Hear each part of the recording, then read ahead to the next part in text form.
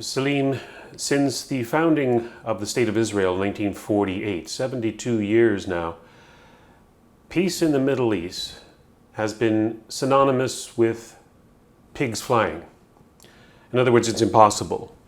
That is, until the administration of Donald J. Trump. For those 72 years, there's been war, there's been attempts at agreements with the Arab Middle East with some success, but not in recent years until Trump. And just recently we've had Egypt, Jordan, United Arab Emirates, Bahrain, and now Sudan entering into agreements with Israel, the opening up of relations, exchanging of embassies and ambassadors. And not to overshadow, of course, Kosovo recognizing Israel, and Serbia moving its embassy to Jerusalem, just as the United States did.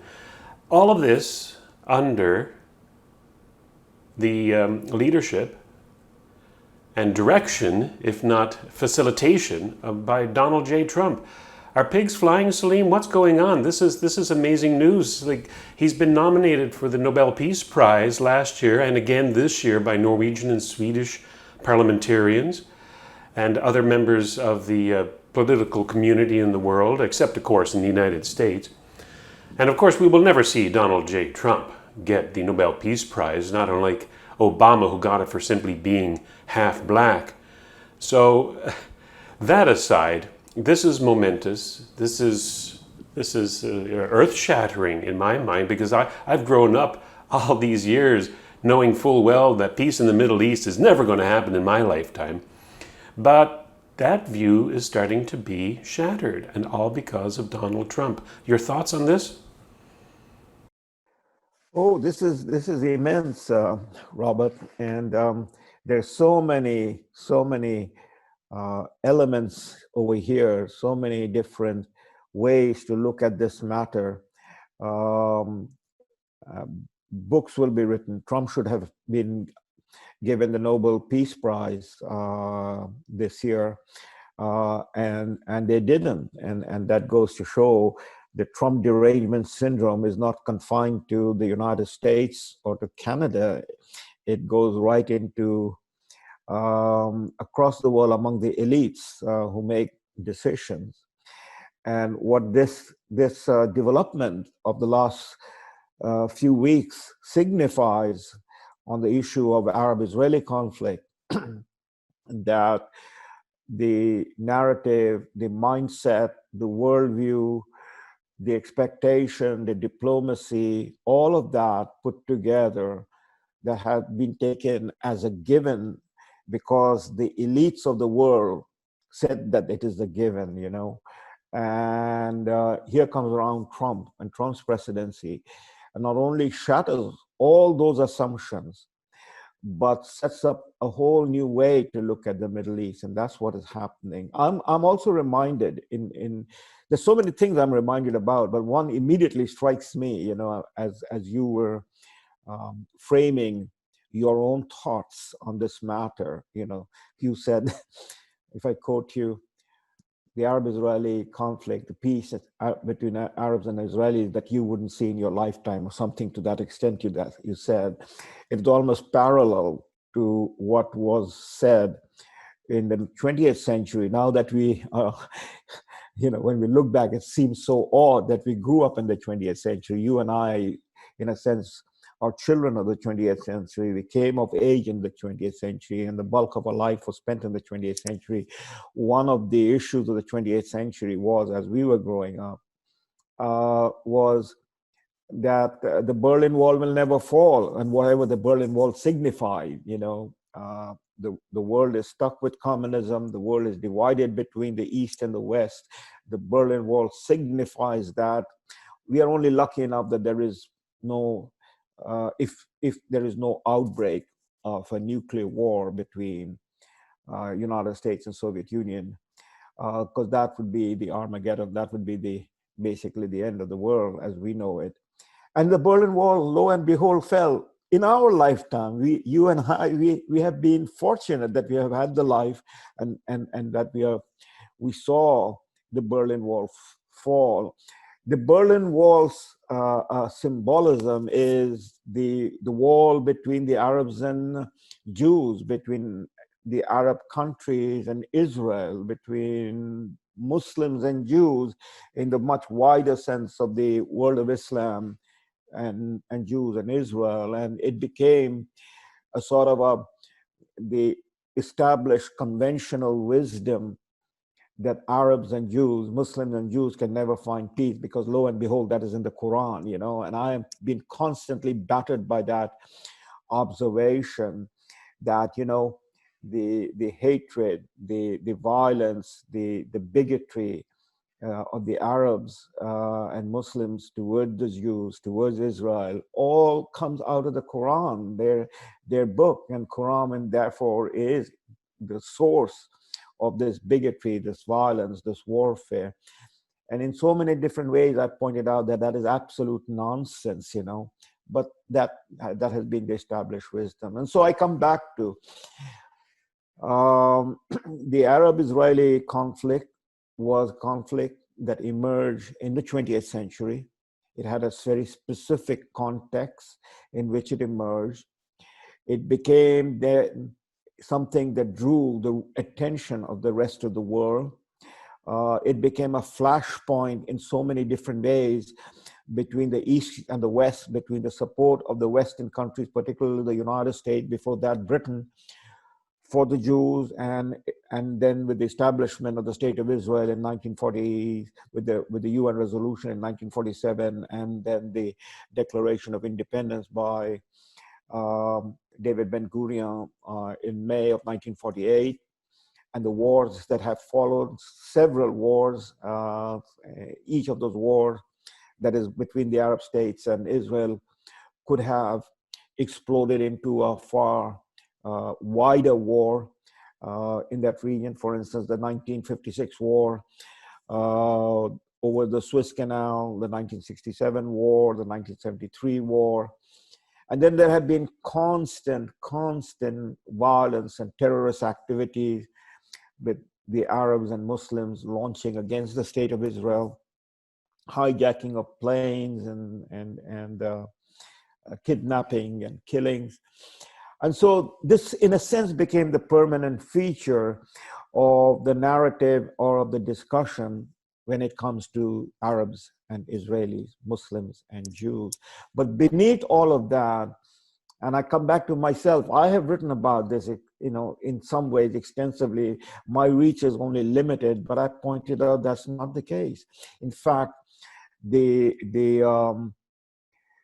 issue of Jews and their establishment of a homeland is something that is guaranteed by the Quran, that it is in the Quran itself. It is a recognition that the Jews are not infidels, Christians are not infidels. This constant discussion that goes on, you know, the violence against infidel. The Muslims and the Arabs look at all non-Muslims as infidel. You know, that became the language of the terrorists, of Osama bin Laden, of Ayatollah Khomeini, and so on and so forth. And of course, the Muslim Brotherhood, the founder Hassan al-Banna, Sayyid Qutb, etc. I have pointed, and others have pointed, you know, I mean, possibly the greatest Jewish historian and specialist on Islam and Middle East, a man who, you know, I read, I studied, I got to know briefly, spoke with him. I'm referring to Bernard Lewis, you know, who died a few years ago. His most famous statement that there is no theological basis in the conflict between Arabs and Jews, Muslims and Jews. You know, it is not something that is sanctioned by religion. Why? Well, the Jews are people of the book. They're the revered people of the book. Moses is the greatest, or one of the greatest, if not the greatest prophet that the Quran discusses and points out to and reveres. And it is incumbent upon Muslims to revere Moses and Solomon and David, the founder of the Jewish city of Jerusalem. Jesus himself, who is at the heart and center of the Quran, you know. And so I have pointed that out. Others have pointed that out. But as I said, this was a 20th century phenomena. It was a nationalism of two people that emerged. I mean, the Jewish nationalism was well grounded and well described and well understood by the Jews. And then the Jews was able to reach out to the non-Jews in Europe, who came out to support them, especially among the leadership, the people like Winston Churchill, Lloyd George in World War I, or Arthur or Balfour, whose famous name is attached to Balfour Declaration of 1917, in which Britain committed itself to the establishment of a Jewish homeland in Palestine. But there was the rise of Arab nationalism that was taking place, and almost parallel to the spread of Jewish nationalism, that is Zionism. Arab nationalism was weak. The Middle East was under the control of the Ottoman Empire, the Turks. But after World War I, Turkey was defeated, and the lands that they controlled, the Arab world, came into the control of Britain and France. And Britain and France mapped out a new Arab world with new states that emerged after World War II. And the nationalism in that sense was young.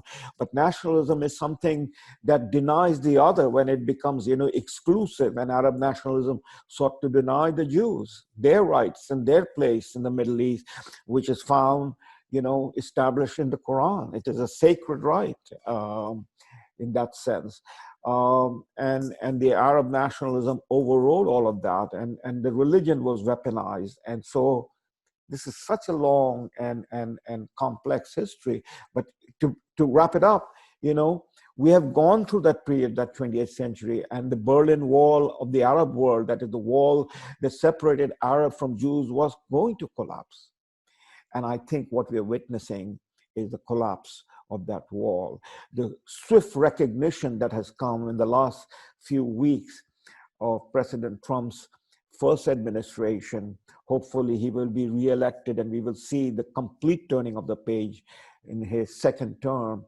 But it is the measures that President Trump took that was denounced by the establishment elite from around the world, at the United Nations, of course in America, in Europe, and even among the Arab states. But just beneath that radar, there was a whole lot of things taking place. And very quickly, and we might want to expand upon this, was what President Trump demonstrated by his action.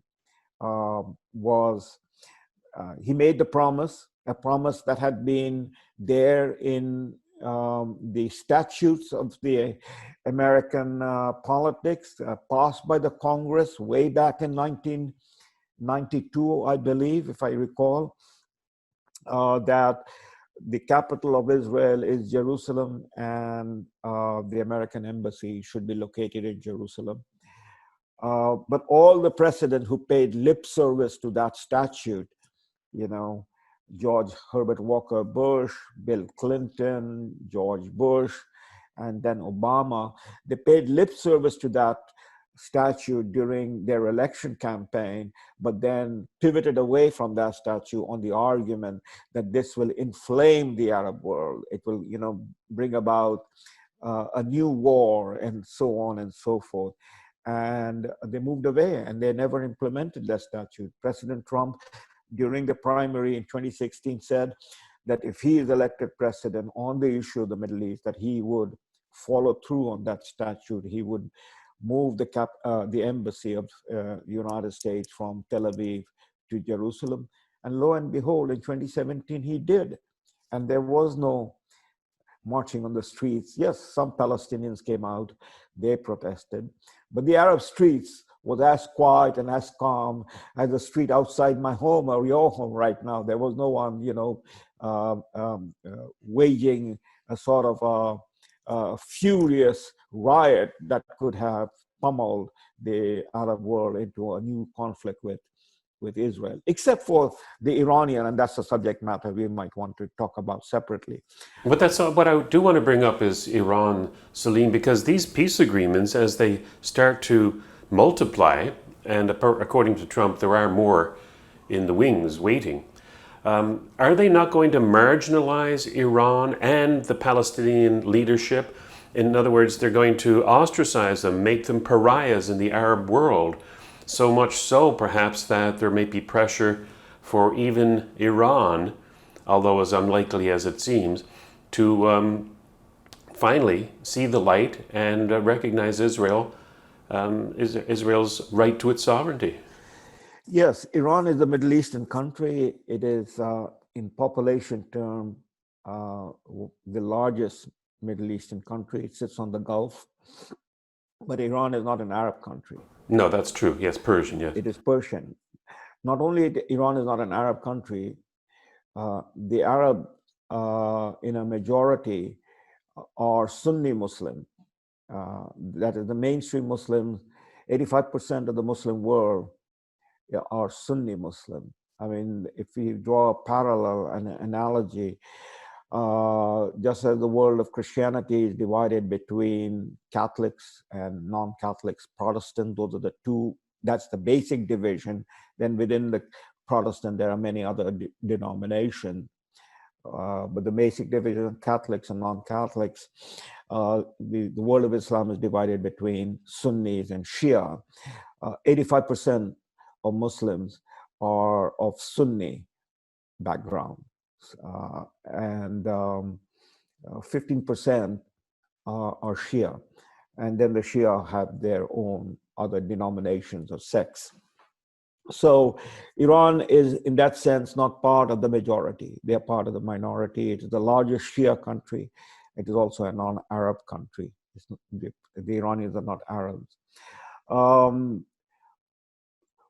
Arabs constitute about 1 in 5 Muslims around the world. The Muslim population is somewhere around about 1.7 billion. The Arab population, that is Arab-speaking world, is around about between 250 and 300 million. So one-fifth of the world Muslim population is Arab.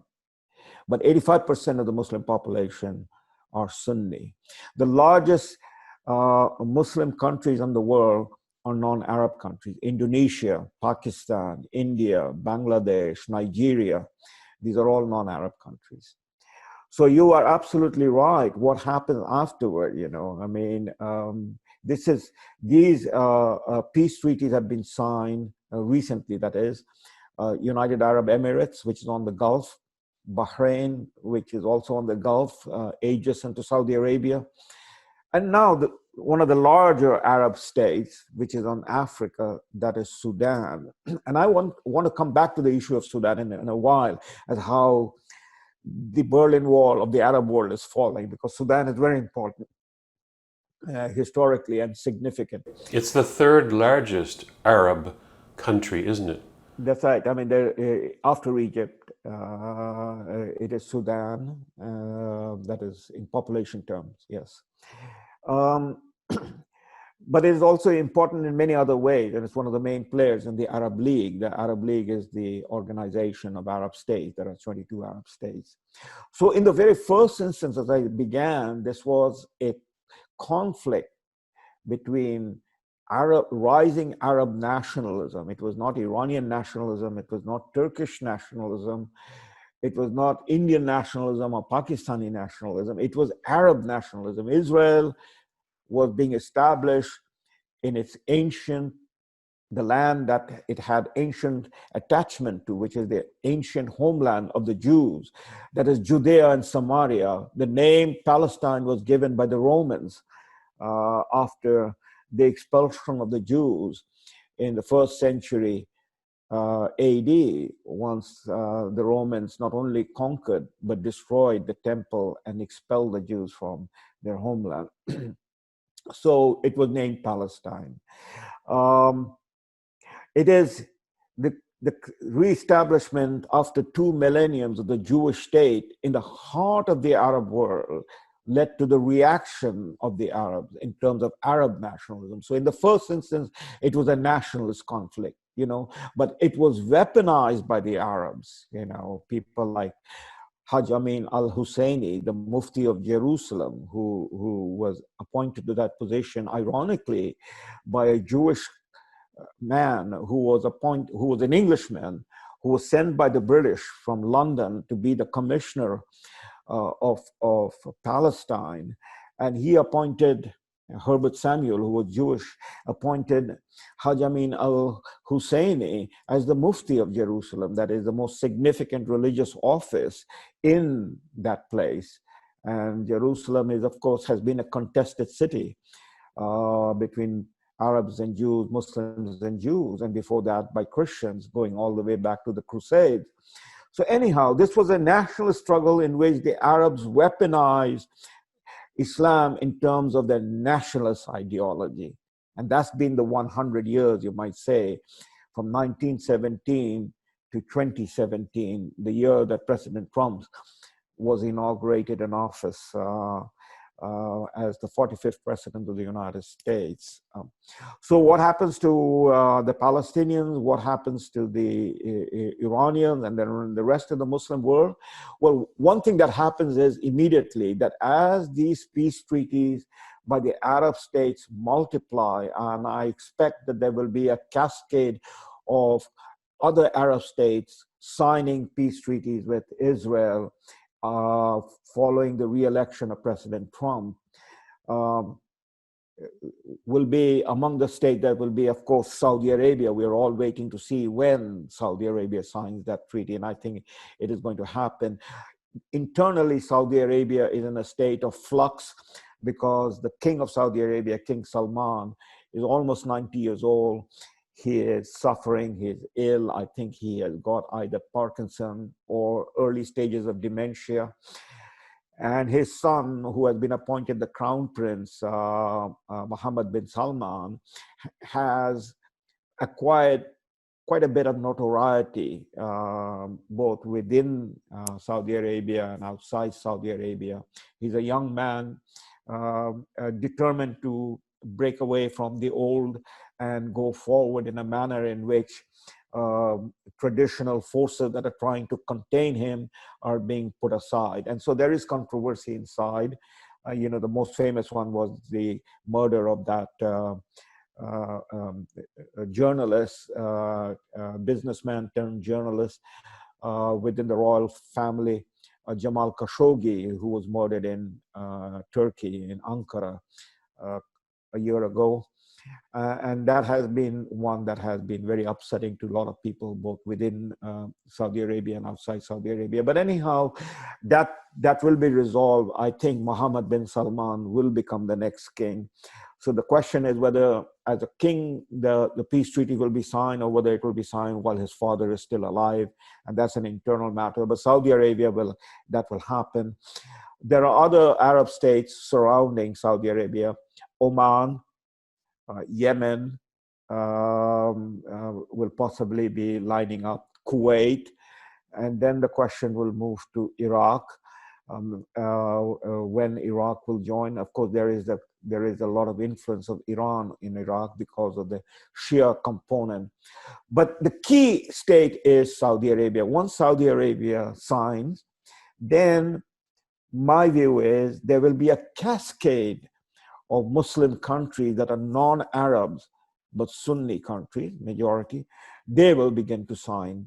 They will recognize and line up to sign with peace treaties, with an exchange embassy with Israel. I mean, countries like Pakistan, Malaysia, Nigeria, will quickly, Morocco, Tunisia, they will be coming on board. The Saudi Arabia is the key state, Why? In so many different ways. It is the most powerful oil state, but it is also, in terms of the way the king of Saudi Arabia is identified, the keeper of the two holy places. The two holy places refers to the two sacred cities of Islam, or of the Muslim world, Mecca, where the pilgrimage takes place, and Medina, which is where the Prophet of Islam, Muhammad, is buried. So the page is being turned, and it is being turned let me get back to President Trump, because President Trump shattered the old consensus, the old narrative. The old narrative has been that the Israelis have to settle with the Palestinians, that it is the Palestinians that can give Israel the legitimacy of both as a Jewish state, and by settling with the Palestinian, that the Palestinians are satisfied that their demands in terms of whether Israel withdraws from what is called the occupied territories, West Bank, and what the Israelis since 1977, that is when Prime Minister Menachem Begin got elected, has called Judea and Samaria, in terms of reference going back to the ancient name of Palestine. And about the status of the capital, Jerusalem, whether Israel is going to share Jerusalem with the Palestinians, whether the Israelis will return the half of Jerusalem, the old Jerusalem that Israel conquered in the 1967 war, June 67 war. Those are questions that only the Palestinians can resolve by negotiation and agreement with Israel. So that's been the narrative. That's where the United Nations has been since, going all the way back to 1967 war, and the various resolutions the United Nations passed through, and that's again a very large subject. I won't get into it, but the narrative has the stamp of the UN Security Council, the Secretary General, the 5 permanent members of the UN Security Council, you know, China, Russia, Britain, France, and United States, and the Arab League countries, the Organization of Islamic Cooperation, etc. They all, in a sense, at the UN have maintained that position. So here comes President Trump. He moves the capital, the embassy, to Jerusalem, which none of the other presidents had done. He then takes very strong action. He flies to, in 2017, his first foreign trip, ironically, was not to Canada, which had been the tradition of American president coming to Ottawa.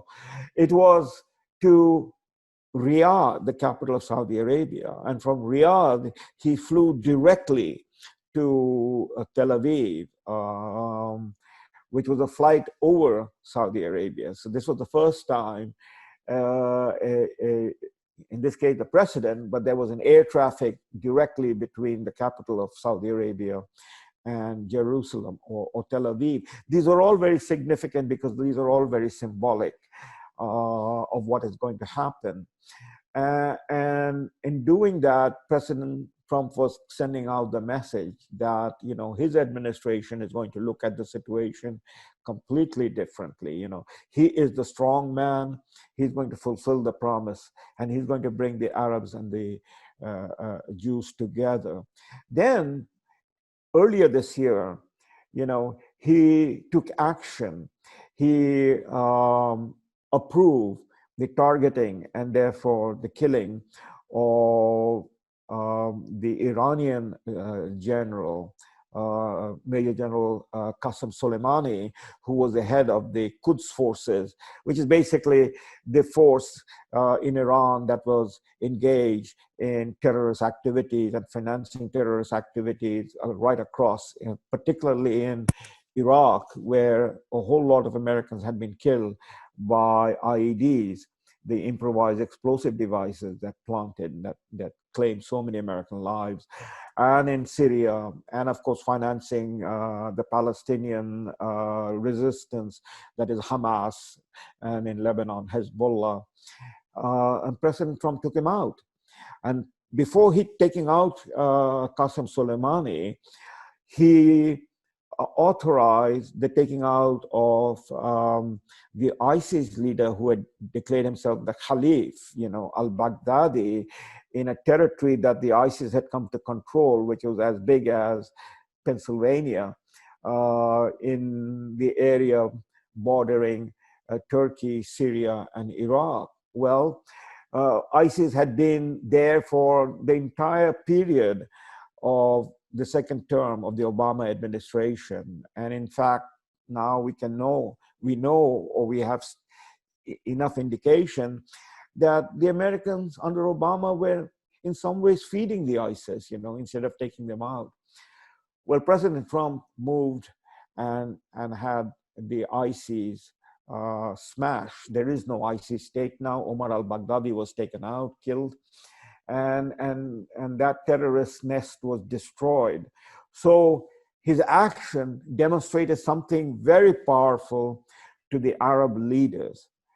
That is, President Trump not only keeps his promise, he is a strong man. This is reminiscent, Salim, of when Ronald Reagan took office. As he was actually saying the oath of office, the kidnappees in Tehran, the American embassy there, were released because he was a man who showed strength against the bullies of Iran.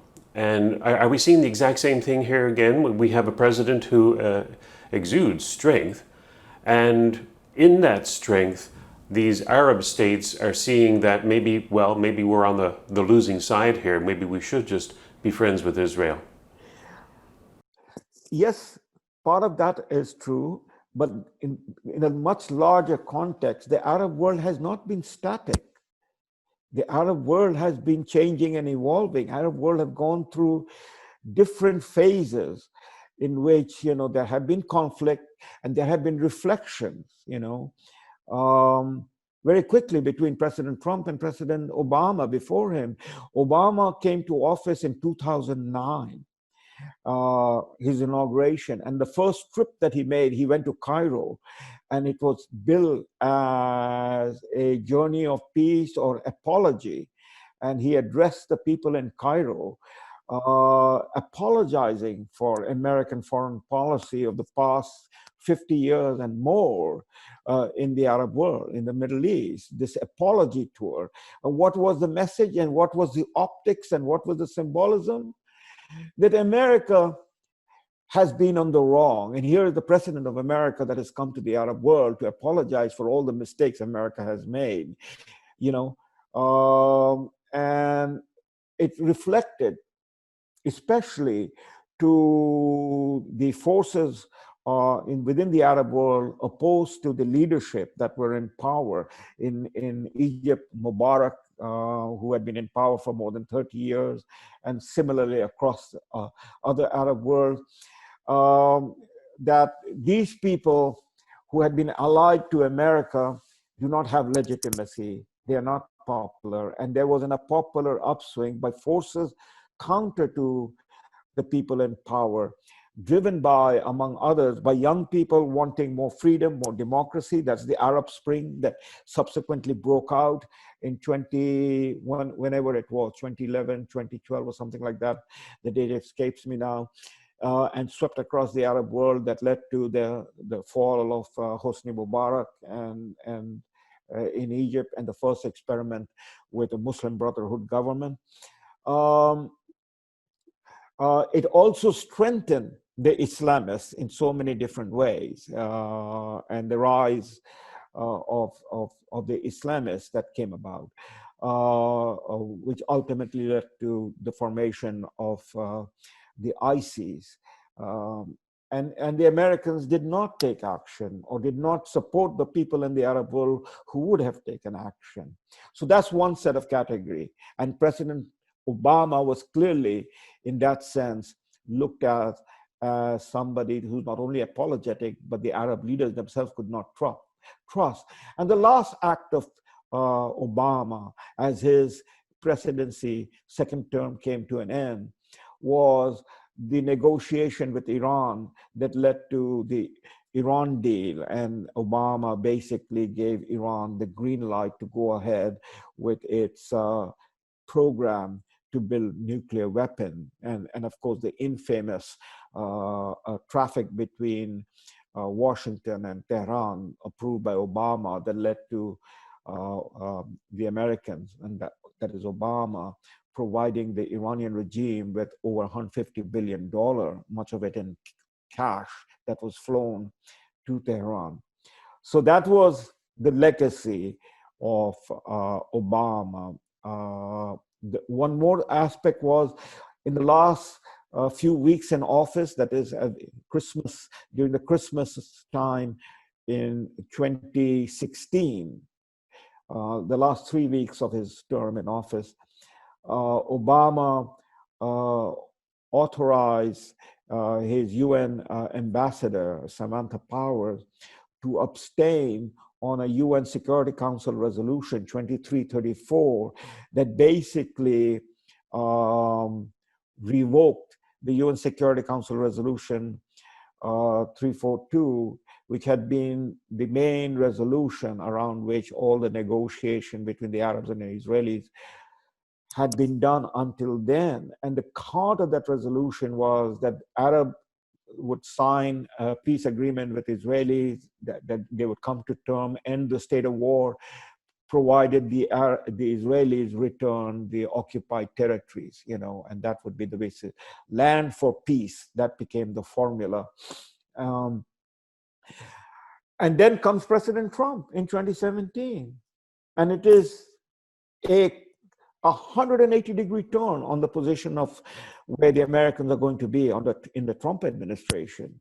And the signal of that was the moving of the embassy from Tel Aviv to Jerusalem, and then all the other things that happened, which I just mentioned. So the Arab leaders saw a huge contrast between the previous administration and the new administration, and the man who represented the new administration. They saw again that this man is a man who will keep his word, who will maintain the strength, who is also committed in pulling America out of the Middle East, withdrawing America, ending the endless war, but to do it in a manner in which, the threats that exist in the Middle East, primarily the one that had become the huge threat, that is ISIS, he smashed them. And he was also going to take on the Iranians. One of the things that President Trump did coming in 2017, one of the major foreign policy act that he did, apart from moving the embassy, was to tear up the Iran deal that Obama had signed, So Trump was not going to honor that Iran deal. He tore it up, and he was going to take action if Iran moved in the direction of acquiring nuclear weapons. What action? Well, that is unstated, but it would be strong action that he would take, and he will take, if Iran pursues that direction. So all of that changed the temper of the moment. But that's President Trump. But inside the Arab world, things have been in flux, in change. In 1977, President Anwar Sadat went to Jerusalem, the president of the largest Arab state, the state without which no Arab coalition can confront Israel. And so all the wars between the Arab states and Israel were fought under the leadership of Egypt. So in 1977, after the 1973-74 war, President Anwar Sadat went to Jerusalem himself, directly. How did that come about? Well, let's backtrack quickly for a moment. As I said, Sudan and the peace treaty with Sudan now, with Israel, is so significant, and is in a sense the turning of the page, because it was in the capital of Sudan, Khartoum, in 1967, September 1967, that is soon after the June 67 war. And the June 67 war was a devastating defeat for the Arab state. Here were the major Arab states led by Egypt under President Nasser, Iraq, Syria, Jordan, Saudi Arabia, that is all the states surrounding Israel, were going to launch a war and was prepared to launch a war. And then within a matter of hours, in June of 1967, June 6, 1967, if I remember the date correctly, within a matter of hours, Israel destroyed the entire Arab army.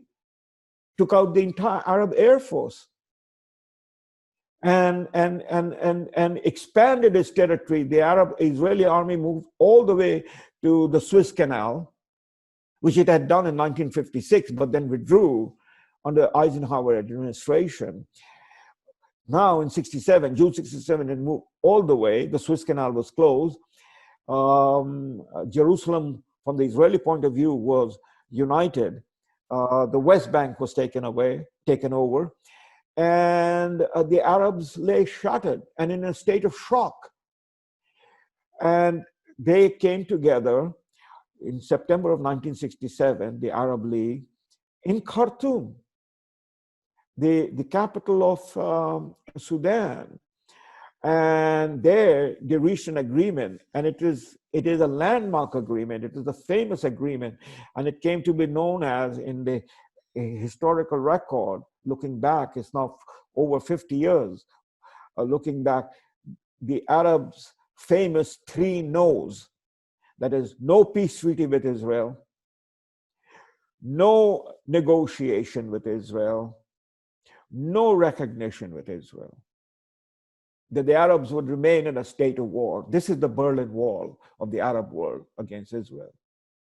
Well, 10 years later, President Nasser died in 1970. Anwar Sadat, his vice president, became the president. He fought a limited war in 1973-74. There was the OPEC situation where the oil price quadrupled. The OPEC countries came together, that is oil producing countries came together, Organization of Petroleum Exporting Countries, with Saudi Arabia at its head, came together and put an embargo and raised the oil prices, and we entered a new age of oil politics. But President Anwar Sadat went to Jerusalem. He spoke at the Knesset, the Jewish parliament. He met in person with all the Israeli leaders, past prime ministers. Famously, as he came down his plane, the first person that he greeted was former Prime Minister Golda Meir. And there was Yitzhak Rabin and so on. Moshe Dayan, who was the defense minister during the 1967 war, one of the great Israeli military commanders, the man who wore a patch in his eyes, an iconic leader. And then there was Menachem Begin, Prime Minister Menachem Begin, and greeted him. And this was a massive turning of the page. And he spoke at the Knesset. And his speech, and I want to underline that, his speech was not about the minutiae of negotiation. His speech was a speech in which he addressed the Israeli people, the Jews, and addressed them as people of the book, as people who are related to the Arabs through the patriarch Abraham. He invoked the name of Abraham. He recited passages from the Bible and the Quran of their commonalities. And he said, it is time to put down the guns. And of course, he was killed for his efforts. Pardon me? And of course, he was assassinated for his efforts. That's right. He was assassinated, and the Palestinians celebrated, and all of that happened. But he's the first president, the first Arab president, and Egypt was the first state that recognized Israel, exchanged embassies and ambassadors, made peace, signed the peace treaty. And for that, he was awarded the Nobel Peace Prize along with, I believe, Menachem Begin. So that was in 1977-79. Then came, again, after 15 years or so, King Hussein of Jordan, the second Arab state that signed peace agreement with Israel, recognized Israel. That was in 1994. So between 1994 and 2020, this more than a quarter century, the Arab state had been in a state of war and gone through immense change. there was the Iranian Revolution in 1979, the year that Sadat went to Jerusalem, or the year that Sadat signed the peace agreement with Israel. In 1981, he was assassinated by a military officer, Egyptian military officer who was connected with the Muslim Brotherhood. But in 1994, the signing of the agreement between Jordan, and then the Arab world turns away with its own internal conflict. These were conflicts that was totally unrelated to Israel. First was the Gulf War of 1991, where Saddam Hussein of Iraq had come to occupy another Arab state, Kuwait, that led to the first Gulf War. It was a United Nations operation, and Canada participated in it. And other Arab countries participated in it, along with European countries. And at that time, Soviet Union was still around. So it was a United Nations resolution passed on Iraq to withdraw from the occupied territories, or there will be a war and a forceful expulsion of Iraq. And it led to a forceful expulsion of Iraq. So that was the first Gulf War. Then all the conflict shifted towards Afghanistan and internal Arab conflicts. And the Arab world was occupied with those internal conflicts, the rise of Islamism, the conflict between the proxy wars between Iran and the Arabs in Iraq, in Yemen. And then the effects of the last great war of the 20th century, in which the Americans, with the support of Saudi Arabia and Pakistan, financed and armed the Taliban and the Islamists, who became the foot soldiers of Al-Qaeda in Afghanistan, to defeat the Soviet Union that had come to occupy Afghanistan. People have forgotten that. A whole generation of people have been born that have no memory of that. That was a war that was fought for over 10 years, 1979, 1989, and then the Soviets withdrew from that. And it was, in fact, that war that basically took away the wind from the Soviet sail, so to speak, and that led to, a few years later, the collapse of the Soviet Union. So the Arab world was preoccupied internally. It was an internal conflict, and Palestine was not an issue. Even though the Palestinians or the supporters of Palestinians would have liked to see the Arab world refocus with Israel, the Arab world was internally occupied. And so was the Muslim world. It was an internal problem. And to explain that in a nutshell, I would say what was happening was these conflicts led to the rise, again, back to Arab nationalism, but Arab nationalism based upon the states. These are all new states that came into being after World War I. And these internal conflicts led to, in the period that we're talking about, in the 1990s and into the 21st century, the rise of the Arab Spring, etc., into a nationalism that was more state-directed. For the Algerians, they became Algerians. For the Moroccans, they became Moroccans. For the Tunisians and Egyptians, so on and so forth. And so the Iraqis, the Syrians, the Lebanese, the issue was not Palestine. The Palestinian issue had been, in a way, the Arab state used to create a self-identity. That is, Israel became an excuse for the Arab leaders to find a way to unite or to maintain power. But that collapsed. The whole argument collapsed once Egypt made peace with Israel in 1979. Here was the opportunity for the Palestinian leadership to recognize what Egypt had done and to sit down, make peace with Israel, and negotiate their own terms. Possibly in the 1970s and early 80s, Israel would have negotiated some sort of arrangement. But instead, the Palestinians raised the state by violence and terrorism. And that's what has been the legacy of Yasser Arafat. He will go down in history as a mastermind of a terrorist leader, not a statesman.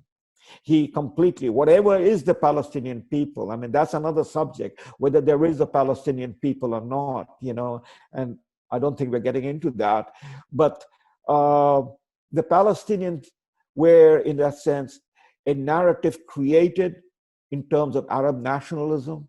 And as Arab nationalism went through its own internal flux by the 1990s and in the beginning of the 21st century, the Arabs started focusing. Here was a country, here are the Arabs, something like 300 million people divided into 26 states, some of them huge states like Egypt, like Sudan, like Algeria, and some very small statelets like Kuwait, like the UAE, the United Arab Emirates, like Bahrain. And yet, these 300 million people, and especially the states around the Gulf, with the tremendous resource in terms of fossil fuel, and therefore wealth, they have not been able to, that is their leadership and their people, have not been able to make any relative comparable movement towards modernization.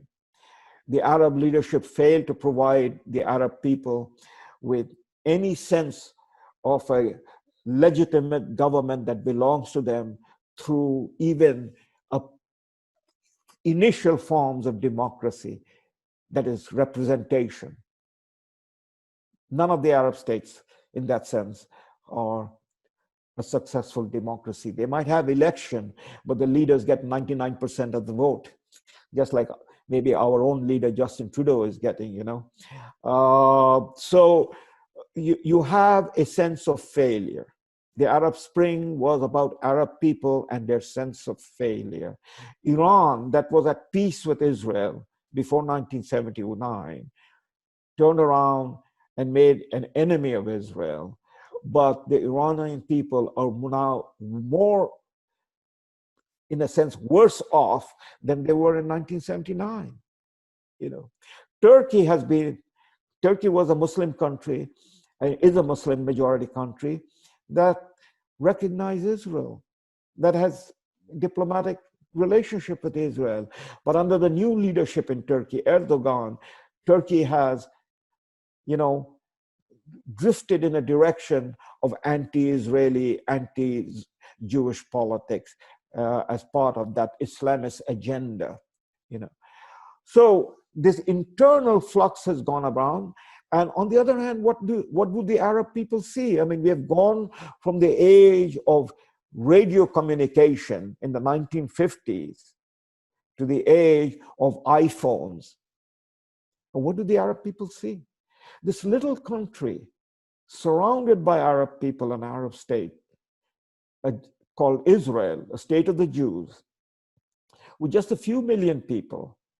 There are more people, more population in Cairo than in all of Israel. Israel is about, 7 million people, 8 million people. Truly a David and Goliath analogy. Exactly. But then Israel is a democracy. Israel is the most innovative country. It is indeed a first world country with no natural resources comparable to the Arabs. And yet it is the leading edge of innovation, IT technology, medicine, agriculture, and so on and so forth. Its military, its avionics, far outpace anything that any Arab state, including Iran or Turkey, has. And so that is both a matter of resentment, envy, grievance, however one wants to explain it, but it's also a matter of that if the Israelis can do it, why can't we do it? Or why can't we achieve something similar? And that has been the internal issue. And that was the issue that led in so many different ways Anwar Sadat to make the journey to Israel to Jerusalem in 1977 at the cost of his life. He knew that when he boarded the plane to go to Israel in November of 1977, to fly to Jerusalem, a half an hour flight from wherever he was flying outside of Cairo, a military airfield, to Jerusalem, merely half an hour flight on a regular airplane. It would be about 15-minute flight in a supersonic jet plane. But he was crossing the Berlin Wall. That is the Berlin Wall in the minds of the Arab people, Arab leaders, you know. He was breaking that wall down. But he knew that in doing that, he was signing his own death warrant. He knew that. But he took that risk and he went forward. I have written about this, I have pointed this out, I've spoken about this, that people who forget what Anwar Sadat was doing do not understand the fundamental message of the Quran and of Islam, which is what drove Sadat. That this war between the Muslims and the Jews, this war between Arabs and Israelis, has actually no meaning in terms of what they take for themselves as the religion.